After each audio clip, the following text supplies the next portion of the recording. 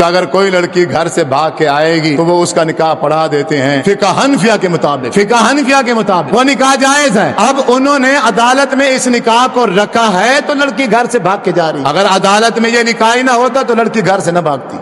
انہوں نے ان بچیوں کا مستقبل انگریزوں کے کہنے پر تباہ کیا ہوا ہے، بجائے اس کی روک تھام کرنے کے الٹا ان کو سکیورٹی دیتے ہیں، الٹا ان کو رہنے کے لیے رہائش دیتے ہیں، الٹا وہ سارے کے ساتھ محکمہ پولیس جو ہے، حفاظت والے محکمے، سب انہی کے ساتھ کھڑے ہیں اس بچی کے ساتھ، اور وہ باپ اور وہ ماں رو رہی ہیں، کرلا رہی ہیں، ان کی کوئی سننے والا نہیں۔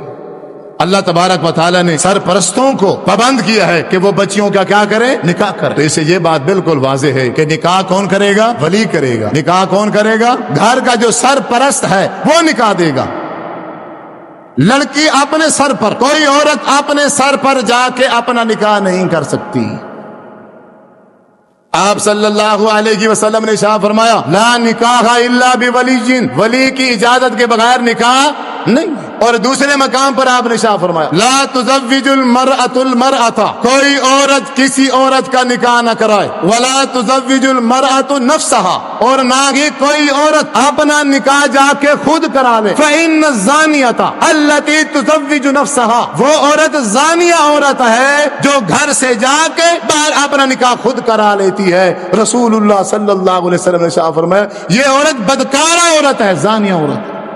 اور یہ لڑکا عقل سے پیدل، اور یہ سمجھتا ہے یہ میری خیر خواہ ہے، اس نے میری خاطر یہ کر دیا ہے، اور جنہوں نے ساری زندگی اس کو پالا وہ ان کی نہ ہو سکی، تیری ہو جائے گی، اتنا نہیں سوچ سکا۔ ہم پھر بعد میں سارے برادری والے لوگ مل کے چلو بھائی اب مٹی پاؤ، اب کیا کرو؟ مٹی پاؤ۔ بھائی مٹی کیا پاؤ؟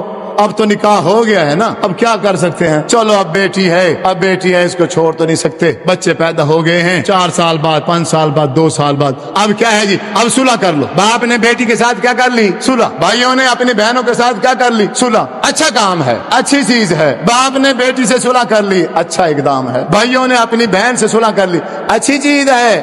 اور بھائی اپنی تم نے اصلاح کر لی ہے، اپنی تم نے صلح کر لی ہے، اور اب اس لڑکے اور لڑکی کی بھی تو اصلاح کر دو، وہ تو ساری زندگی زنا کرتے رہیں گے، ان کی اصلاح کیا ہے؟ ان کی اصلاح شریعت نے بتائی ہے کہ اب انہوں نے جو نکاح کیا ہے اب شریعت اس نکاح کو نہیں مانتی، اب وہ آپس میں زندگی گزار رہے گئے زنا کی زندگی۔ اب کیا ہے؟ اب ان دونوں کو الگ کر دیا جائے، لڑکی اپنے گھر چلی جائے، لڑکا اپنے گھر چلا جائے، پورا 1 مہینہ لڑکی کو مینسج آئے گا، حیض آئے گا، اس سے یہ بات کلیئر ہو جائے گی کہ لڑکی کے پیٹ میں اس کا بچہ نہیں۔ جب یہ بات کلیئر ہو جائے، حیض آ جائے بچی کو، چاہے وہ 4 دن کے بعد آ جائے، 15 دن بعد آ جائے، مہینے بعد آ جائے، اس کے بعد جب ایام مخصوصہ ختم ہو جائیں اس کے بعد نکاح خواہ کو بلایا جائے، اور وہ باپ ہے یا بھائی ہے، کوئی بھی گھر کا سرپرست ہے، وہ اپنی موجودگی میں بیٹھ کے دوبارہ ان دونوں کا نکاح کرا دے۔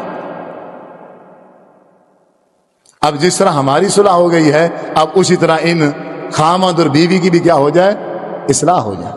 لیکن ایسا کوئی بھی نہیں کرتا، اور ان لوگوں کو اسی گناہ میں رہنے دیتے ہیں، وہ بیچارے اسی گناہ میں زندگی گزار دیتے ہیں کیونکہ انہیں پتہ ہی نہیں